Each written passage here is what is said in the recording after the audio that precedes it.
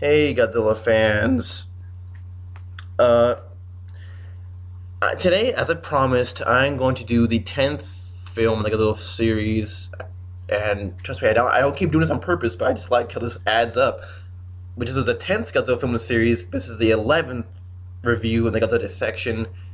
And as promised, I'm going to be doing all Monsters Attack, known in Japan as Godzilla, Manila, and Gabra, all Monsters Attack. But I'm pretty sure all of us kaiju fans know it affectionately as Godzilla's Revenge. As everybody surely knows, this is one of the disappointing Godzilla movies ever freaking made. It is literally one of the worst things ever produced in the history of mankind. And I'm just going to be completely honest, that's even with director Ishiro Honda behind it. And trust me, I respect the man so freaking much, but there's no getting around it. This film is one of the most wretched things ever produced by Toho, and a slight against the kaiju genre as a whole. Yeah, so let's talk about this movie and why it's the way it is. Okay. Well, for all those who know, this film was made to be more child-friendly. The effects were handled by Ishiro himself with assistance from Terayushi Nakano. Nakano would go on to do effects, I think, for almost the rest of the Showa series because unfortunately Super Rai would pass away in 1970, I believe. And then he would handle effects for Godzilla's Mechagodzilla, Terror Mechagodzilla, and then also in 1984. But at the time, yeah, Super Rai was very ill during this film's production, so he was not around special effects. As for the reasons why Toho couldn't put more budget into this, for whatever reason, I don't know specifically why they wouldn't simply give Honda more of a budget to do more with the special effects scenes to make a better movie. But all the same, though, yeah, special effects movie are one of some of the. It's not even fair to say the special effects are bad in this movie. It's just say that they're not very inventive as opposed to all the films that came before it. I mean, for the love of freaking God, this movie came out after Destroy All Monsters, which was some would say the pinnacle of the freaking Showa era in a lot of ways, special effects wise, story wise, monster lineup wise. Goddamn. And then this film came out right after this. I'm talking about a lackluster follow up, huh? Yeah, but this film was definitely the low point of the Showa series, perhaps the low point of the series as a whole, because I don't think it has been a Godzilla film this lackluster since. Although you can make the argument that Godzilla Megalon and Gigan are worse, but at least they tried a little bit more with the story. To sum up the story, for those who want me to do it, as painful as it is, or just, I don't know, want me to just, well, yeah, sure, why not? Let's just do it. A lonely Japanese boy in the city of Tokyo who has only but one friend in school and has a friend who like invents crap on the side, and then his parents are never home. In his downtime, decides to imagine going to the fabled Monster Island, and then there he goes on adventures with Godzilla's son, Manila, Minya, whatever you want to call him. And then watches Godzilla, through stock footage, fight Ebra, Kumanga, Kamacuras, the giant condor. See where I'm going with this? See where I'm going? And then, after watching watching Manila fight Gabra, one of my most hated monsters ever, and then watching Godzilla and Manila team up on him, the boy, Ichiro, finally decides to start being a little coward and face his bullies in the real world to great success. Oh yeah, and then if you forgot, in the meantime, there's also a robbery plot line, which I guess is part of the conclusion. Yeah, that is true. I almost forgot about the robbery plot line. At the same time as robbery plot line, Ichiro gets kidnapped, and then once the main action scene with Godzilla and Gabra is done, which was basically the highlight of the movie. After that, it's all Ichiro and his attempts to get away from the robbers. Robbers get caught. And, yeah, that's the story in a nutshell. A very, very important nutshell. I think I summed up pretty much everything there is to think about this movie. So yeah, let's go over the monsters real quick, I guess. Godzilla. This suit isn't brand new. This is a suit that just debuted in Destroy All Monsters 1968. It is important to note this Godzilla suit will be the most long-lasting of all the Showa suits, as this suit will be get used for 2 more movies. It would get used for Hedorah, and it'll also get used for Godzilla vs. Gigan, which would finally come to its unruly end. As a design, this Godzilla suit to me is it's okay. It's not nowhere near as good as 1964. I even prefer 65 suit kind of to this one, because this one is it's definitely moving in a more human direction, but as a whole though, this Godzilla suit is not bad. Not that it really matters, you don't really see this suit that often in a movie anyways, because you're going to be looking at the suits from 66 and 67 because of stock footage, so yeah, it doesn't really matter now, does it? And Manila, oh boy. I guess I should have covered Son of Godzilla before this one, but now I get to talk about Manila. Manila, piece of shit monster. I'm so glad Baby Godzilla will be done right in the Heisei era, because Manila looks like a piece of shit. There's basically, other than maybe the color scheme, no resemblance to Godzilla. He has smooth skin. He has non-existent spikes, although I guess you can kind of see the beginnings of them. His face is atrocious. It's just not Godzilla-like at all. It's fucking horrifying if you think about it. The design of his face, his sound effect is just shitty. They could have done a lot better with the roar. And then if Japanese or dub, take your pick, he actually speaks in this movie, which made it even worse. So you just sit there as a knife is getting thrust into your freaking stomach, just like, oh, I can't believe this is actually happening. Believe it. Believe it. It's actually freaking happening. No. But yeah, it's a thing. Talking Manila is a thing. It exists. It's an eyesore for all Godzilla fans. It really is. And then I'm not going to cover all the stock footage of monsters. No way in hell. Although Kamakura does show up briefly to chase Ichiro, which I think isn't brand new footage, but I doubt that. I'm pretty sure it's footage from Son of Godzilla that I'm just not super familiar with. In any case, the only brand new monster or monster film to any new footage at all, other than Godzilla Manila, is Gabra. Gabra. Once again, there's basically nothing to like about this monster other than his little electric shock attack. And here are the reasons why. He's fucking hideous. He's supposed to be a Japanese ogre type of thing. That's cool. Most Japanese monsters have a tail, and usually it's for a reason, biological reasons or whatever, or just to make a design look great. And yeah, they dropped the ball at this because the fact that Gabra has no tail makes it look really bad.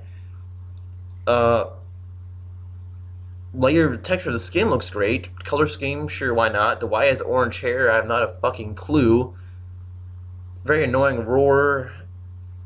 I guess it's kind of like a werewolf growl type of thing. I don't know what they're going for. And, yeah.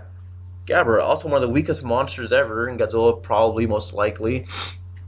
This thing gets his ass kicked by Manila and then by Godzilla most definitely. As a kid, that was basically the only part of the movie I looked forward to. Godzilla kicking Gabra's ass. Entertaining scene, I guess. And from there, yeah, covered all the monsters. Hence the title, right? Godzilla, Manila, Gabra. All monsters attack, except no one's fucking attacking shit. There's no cities. The whole thing takes place on Monster Island. I guess supposed to be the same Monster Island from Destroy All Monsters. Which brings up the question to me. In this one film, does Godzilla actually exist? Or is it just this... Okay, that's why I'm confused. Like, does this take place in the continuity of the Godzilla franchise? Or is it simply just like take place in a real world, quote unquote, where the boy once goes watches the Godzilla movies and then he's like, oh, okay, oh, it'd be cool if I went there.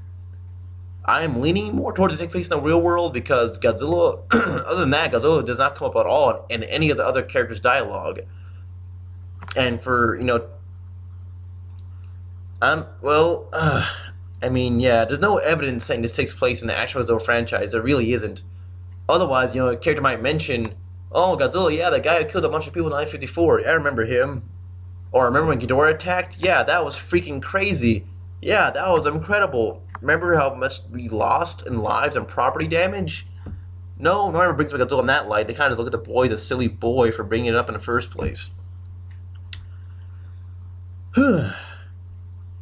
So, with those things covered, let's move to the themes of the movie, which people always go back to as the solo thing of the movie. The themes. Well, first off, I guess if you want to look at it in the most simplistic way, the dangers of child bullying and how the best way to handle them: kicking ass, kicking fucking ass. That's how you do it. That's as simple as it really gets. Manila does it to Gabra, and then the Gabra in the real world, excuse me, is beaten by Ichiro. So see the parallel there? Gabra monster, Gabra in the real world, bully in dream world, bully in the real world. See that? See what I did there? I bet you do. And then so from there, yeah, pretty simplistic. I think it has a few other subtle themes like the modern era of Japan, where this now his mom and his dad is working. So the kind of the industrial era of Japan, especially since the movie opens up with some very ugly shots. I mean, hate to be frank, I don't know if that's their intention. I'm just making a random observation. The industrialization of Japan leading to pollution and a disjointed family. And I say that because the film opens up with very ugly shots of Japan. Kind of like you see factories pouting smoke, you see traffic.